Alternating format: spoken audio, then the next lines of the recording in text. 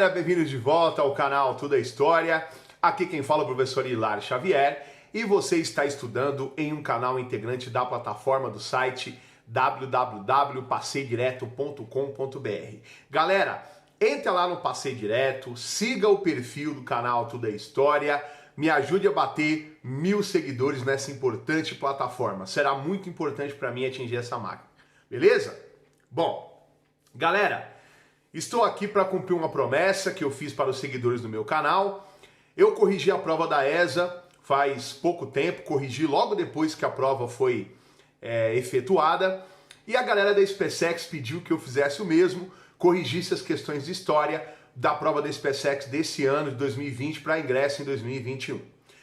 Vou cumprir com a minha palavra, tá bom? Agora eu espero que a galera ajude a levantar as visualizações da SpaceX. Tá meio devagar, hein, pessoal? Senão eu não vou abordar mais SpaceX no canal, hein? Bom, galera, eu vou começar fazendo um breve comentário. Na minha humilde opinião, e ninguém é obrigado a concordar com ela, a prova desse ano foi uma das piores da história. Tem me assustado bastante que ano após ano eles não conseguem realizar uma prova que não tenha um erro nas questões de história. Isso é bastante preocupante, porque é uma prova de ingresso, né, numa instituição gloriosa, importantíssima, uma prova que vai selecionar quem no futuro vai ser oficial do Exército Brasileiro. Acho que a prova tinha que ter um rigor metodológico maior. Na prova desse ano, por exemplo, duas questões, na minha humilde opinião, é um verdadeiro absurdo a maneira como elas foram abordadas. Uma, porque não estava no edital. E é uma baita sacanagem fazer aluno estudar e de repente colocam lá uma pergunta que foge do edital, né? E a outra, gente, aquela questão de Napoleão Bonaparte, não é possível que foi um professor de história que fez aquele enunciado. Sabe que tá com cara de copiar e colar, pegada de texto da internet de qualidade duvidosa? Eu não sei o que vai ser dessas duas questões, mas eu não vou resolver aqui justamente porque no momento que essa aula aqui foi gravada, elas não tinham sido canceladas ainda, mas eu acho que a chance é enorme, vai ter um mundo de recursos em cima dessas questões. Uma é aquela questão de China, que para começar tinha uma cara de pergunta de geografia, mas estava dentro das questões de história, e além disso, o conteúdo daquela pergunta de China não tem no edital da SpaceX, né? Uma pergunta mandrake, inventaram lá aquela pergunta, não tinha no edital. Apesar que, infelizmente, em outros tempos, por exemplo, já caiu pergunta na prova de Química que não estava no edital e mesmo assim não cancelaram, né? Errar duplamente, prejudicar os candidatos duas vezes. E a outra questão, essa de Napoleão, pessoal, pela mãe do guarda, né? No enunciado do exercício, está dizendo que o Napoleão foi preso em Elba depois da sua derrota na Batalha de Waterloo. Isso é conhecimento de história básico para professor, né? Napoleão foi aprisionado em Elba depois da derrota na Batalha de Leipzig, né? Depois da Batalha de Waterloo, ele foi preso em Santa Helena, aonde ele faleceu anos depois, em 1821. Então, assim, erro primário do enunciado do exercício. Eu tenho outros colegas professores de história que, assim como eu, também têm um foco aí em concursos militares, que ficaram horrorizados. Não é só na prova desse ano. Se você puxar o fio, várias edições da prova da SpaceX aparecendo esse erro. Tá bom? Então, feito esses comentários, eu vou corrigir aquelas que eu imagino que não serão anuladas. Já está aparecendo a primeira para vocês aí. O New Deal de 1933 foi um plano posto em prática pelo presidente dos Estados Unidos da América, Franklin Delano Roosevelt, que articulava as ações do governo com os da iniciativa partidária. Para tanto, foram adotadas as seguintes medidas. Bom, coleguinhas, a resposta correta é a C. Alternativa 2, 3 e 5, né? C. 2, 3 e 5. Agora vamos ver o que está errado nas outras?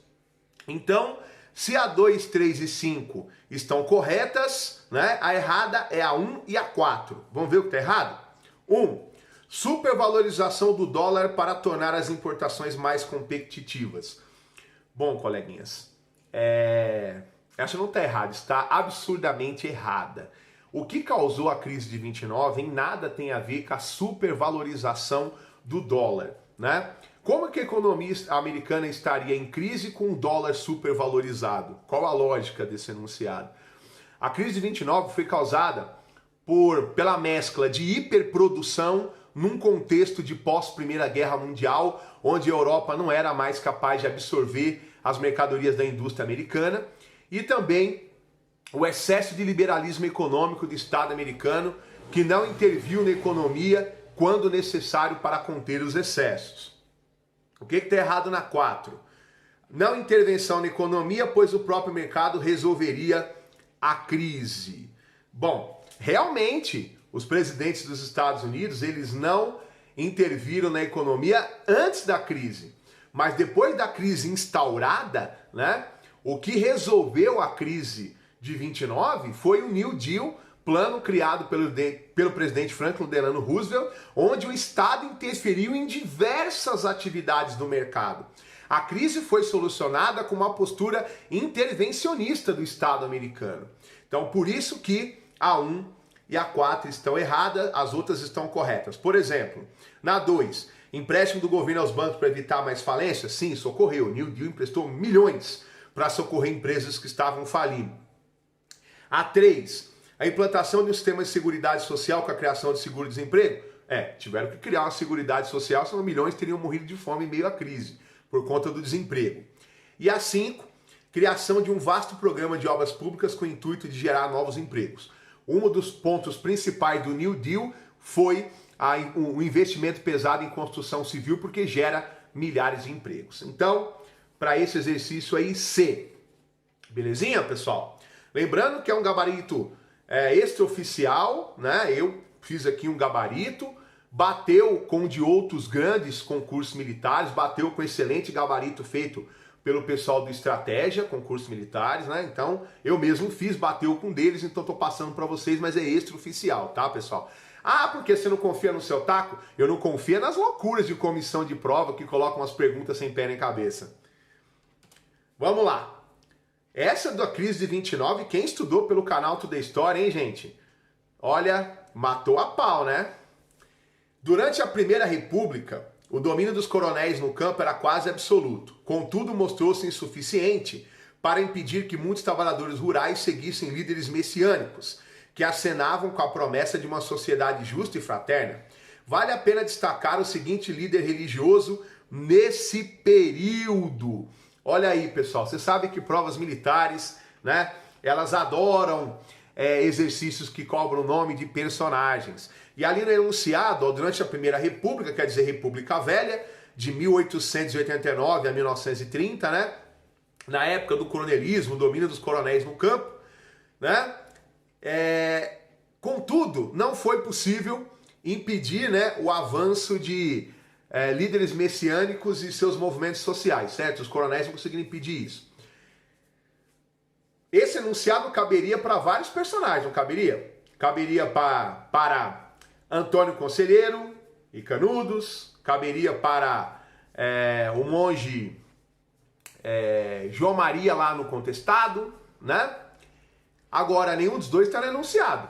Então, até por eliminação, dava para você responder. Raimundo Gomes era um dos líderes da Balaiada, revolta do período regencial. Frei Caneca era uma figura religiosa popular, mas foi líder lá da Confederação do Equador no primeiro reinado, né? Diogo Feijó foi um dos regentes no período regencial brasileiro. Bom, coleguinhas, o que sobra aqui, né, é o padre Cícero. Lá no Nordeste, figura importantíssima. Muita gente dizia que ele era um padre com o mesmo nível de poder que os coronéis da região, né? Houve um período que ele entrou em rota de colisão, a sua oligarquia política entrou em rota de colisão com o presidente Hermes da Fonseca, né? Então a alternativa correta é a A, com absoluta certeza. Beleza? Vamos lá. Alguns humanistas cristãos, a partir do século XI, condenaram o distanciamento do clero católico do que chamavam de espírito do evangelho. Qual é o nome do francês que criou uma vertente do protestantismo que foi adotada na França, Suíça, Inglaterra, Escócia e nos Países Baixos? Mais uma questão que aborda nome de personagem. né? Impressionante como a SpaceX adora a pergunta de reforma protestante. Todo bendito ano cai uma, né? Tem uma aula completíssima sobre isso no canal Tudo é História. Quem assistiu com certeza não errou esse exercício. Bom, não assinalou a A, porque além de não ser francês, Martinho Lutero empreendeu a reforma na Alemanha a partir de 1517. Aliás, ele dá início ao movimento reformista. Henrique VIII era rei da Inglaterra, pai da religião anglicana. Aí você olha os outros nomes ali, qual que tem nome de francês ali, né? A resposta correta, pessoal, é João Calvino, dedidado, né? Com absoluta certeza. O criador do calvinismo, né? Que acabou sendo expulso da França, empreendeu sua reforma na Suíça, em Genebra. Na Inglaterra tem a vertente puritana da sua fé, são os praticantes da teoria da predestinação absoluta, a ideia de que Deus escolheu os salvos previamente. O enriquecimento pessoal por meio de trabalho honesto é um indício de salvação. Beleza? Dedidado. Vamos lá. Em 44, no Brasil foi criada uma nova tarifa alfandegária sobre produtos importados, que variando entre 30% e 60%, favoreceu a criação de indústrias, bancos, ferrovias e mineradoras. Ela ficou conhecida pelo nome de seu criador, que então era ministro da Fazenda. Essa daqui eu recebi uma enxurrada de mensagens. Quem acompanha meu canal tem um videozinho do quadro História em 2 Minutos, aonde eu abordei a tarifa Alves Branco, durante o segundo reinado brasileiro, ministro da Fazenda, né, que sobretaxou as importações, principalmente para dar uma resposta para a Inglaterra, que aqui não era a casa da mãe Joana, não. E acabando com aquela tarifa de 15% que a Inglaterra pagava para fazer comércio com o Brasil, né, e milhares de produtos foram sobretaxados entre 30% e 60%. Com toda certeza, B de bola, Alves Branco, ministro da Fazenda do governo Dom Pedro II. Não pode ser o Rui Barbosa, porque o Rui Barbosa é um político com atuação no segundo reinado e começo do Brasil República Velha, o criador lá do encilhamento que causou uma baita confusão na República Velha. O Barão de Mauá era um famoso industrial brasileiro, o maior industrial brasileiro do século XIX. O Eusébio de Queiroz era o ministro da Justiça que aprovou a lei Eusébio de Queiroz, que extinguiu o tráfico negreiro, né? E o Barão de Tefé em nada tem a ver com a economia brasileira nesse período. Vamos lá, pessoal, mais um exercício aqui, hein? No período do Renascimento, durante o século XV e XVI, ocorreram mudanças na qualidade e na quantidade da produção cultural. Dentre os fatores que influenciaram essas mudanças, destacam-se o A. Bom, coleguinhas, quem estudou pelo canal Tudo é História, com certeza matou a pau nesse exercício, né? A resposta correta é a alternativa C.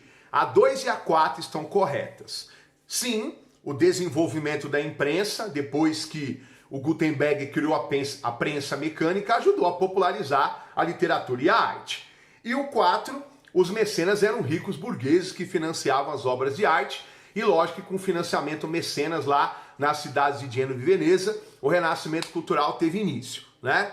O absolutismo monárquico em nada teve a ver, ou tem a ver com a ascensão do renascimento cultural, né? E o empirismo e liberalismo é assunto de iluminismo e não de renascimento. Assim como a afirmativa 3, século das luzes, não é renascimento, é iluminismo. Foi posto aí para causar confusão, porque há sim muita semelhança entre renascimento cultural e iluminismo, apesar de estarem separados por séculos de um movimento e outro. A resposta correta é a C, tá? Desenvolvimento da imprensa e a ação dos mecenas, 2 e 4. Beleza, colequinhas? Deixa eu colocar aqui OK, que eu já corrigi. Vamos lá. Mais um exercício. Na Inglaterra do final do século XVIII, com relação à divisão social do trabalho, as mudanças advindas da Revolução Industrial nos meios de produção foram analisadas e publicadas sob o título A Riqueza das Nações, cujo autor foi outro assunto queridinho da SpaceX. Pode estudar todo ano, que cai todo ano. Olha, essas minhas dicas de SpaceX para vocês, pessoal. Todo ano cai Reforma Protestante, todo ano cai Renascimento Cultural e todo ano cai Iluminismo, como esse exercício aqui, né? Isso aqui é decoreba puro. Thomas Moros, por exemplo, não pode ser porque é o autor do livro A Utopia. Mark Bloch é um historiador de outro momento, ele não é um iluminista, é um historiador da escola das mentalidades. Peter Burke também não é autor de Riqueza das Nações. John Locke é iluminista, mas não foi ele.